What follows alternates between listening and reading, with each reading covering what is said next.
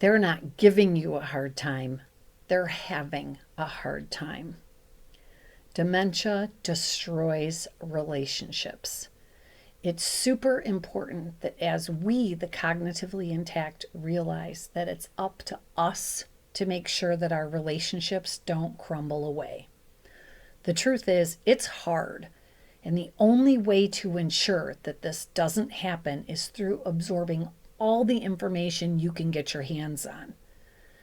The more I've learned about Alzheimer's and dementia, the more I wanted to know, and the more I realized that we can make it through and we can solve any problem that arises. We just need the tools and ideas that have already been tested and proven to work. I'm Debra, founder of Answers About Alzheimer's and master dementia strategist.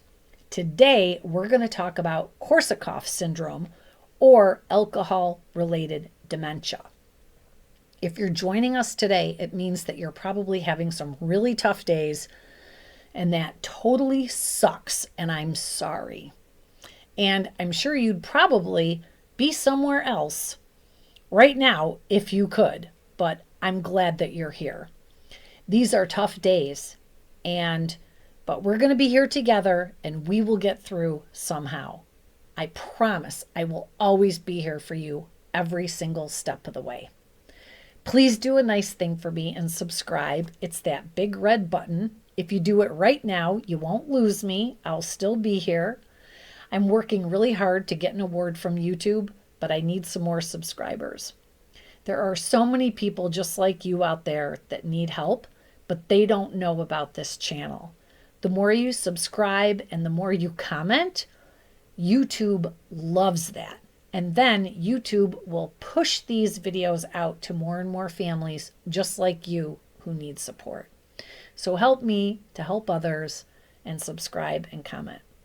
I personally try to reply to every comment, and I'm going to start doing some thank you videos where I'll be showing your comments and thanking and naming you, my viewers, in the videos. So comment, and who knows, you just might have your name and comment on that thank you video. I want you to know that I have made a commitment to dedicate the remainder of my life to sharing my knowledge and modern techniques about dementia and caring for people with those with neurodegeneration. I have spent the last 15 years doing case studies and developing the best, most comprehensive course that is available. If you would like to become an expert and become a certified master dementia strategist or take some of my on-demand courses, just head over to my website at answersaboutalz.org or book an inquiry call. I also have a brand new ebook that is available on the website. Oh, and I have a couple of free gifts for you too. One is a list of activities for every stage of dementia, and the other is called Understanding Different Dementias. And those are both available at answersaboutalz.org. If you're finding these videos helpful, just wait until you take some of those courses. The reviews are absolutely unbelievable. So let's begin. Today's topic is a good one: alcohol-related dementia. Excessive drinking over a period of years can lead to a condition known as alcohol-related dementia, or ARD. It is also known as Wernicke-Korsakoff syndrome. Oh, what a mouthful. These are actually two different disorders that can occur independently or together. Alcohol itself does not cause Korsakoff syndrome. It is actually caused by the brain cell death due to a thiamine deficiency, which is vitamin B1. People with severe alcohol tend to have nutritional deficiencies from a poor diet, resulting in a vitamin B1 deficiency. Nerve cells in the brain require thiamine to function properly, so a lack of thiamine or vitamin B1 can permanently damage nerve cells, resulting in brain damage, in turn causing dementia symptoms. Thiamine assists the brain cells to produce energy from sugar, And when there is a deficiency of thiamine, the brain cells do not produce enough energy to function properly to survive. The life expectancy for someone with alcohol-related dementia is still a bit controversial, but one study found that 50% of patients had a life expectancy of 8 years. However, the main causes of death was cancer and bacterial infections. This condition will start out as Wernicke, and if it goes untreated, it can result in Korsakoff syndrome or Korsakoff psychosis, which will significantly impair someone's cognitive functions. So Wernicke encephalopathy develops into Korsakoff. People with Wernicke tend to have 3 main symptoms. 1, confusion. 2, the inability to coordinate voluntary movements, like their eyes may have abnormal movements. And 3, visual changes and other additional eye problems. If this goes untreated, it can lead to long-term effects and result in Korsakoff syndrome and memory loss. It can be terminal if not treated and will continually progress. Emergency treatment with thiamine is critical. It can relieve symptoms and in many cases can prevent permanent brain damage. This syndrome affects men more than women, usually between the ages of 30 and 70. Who's at risk might surprise you.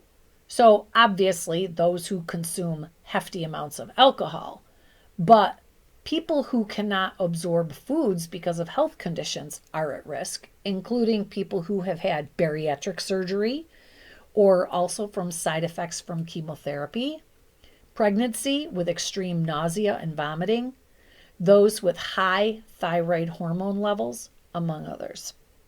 Some common causes of Korsakoff is poor nutrition, eating disorders, chronic infections, head trauma, chronic alcohol use, and again, weight loss surgery, because these can alter the absorption of thiamine.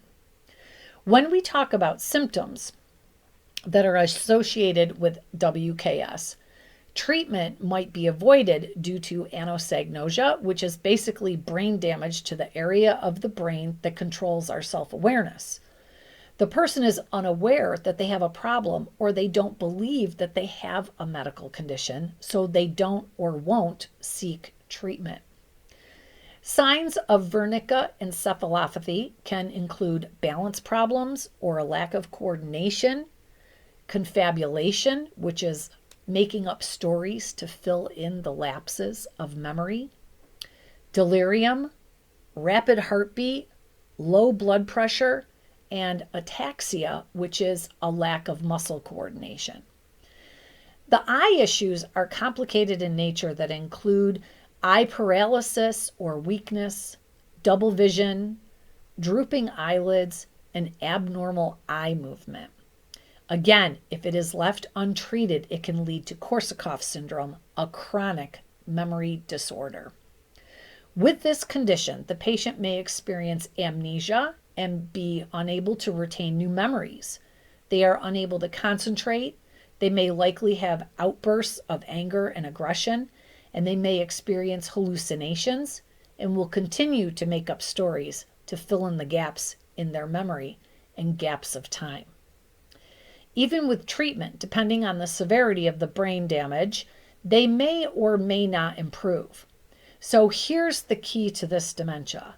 Unlike others, it can really make a difference to get an early diagnosis and start treatment.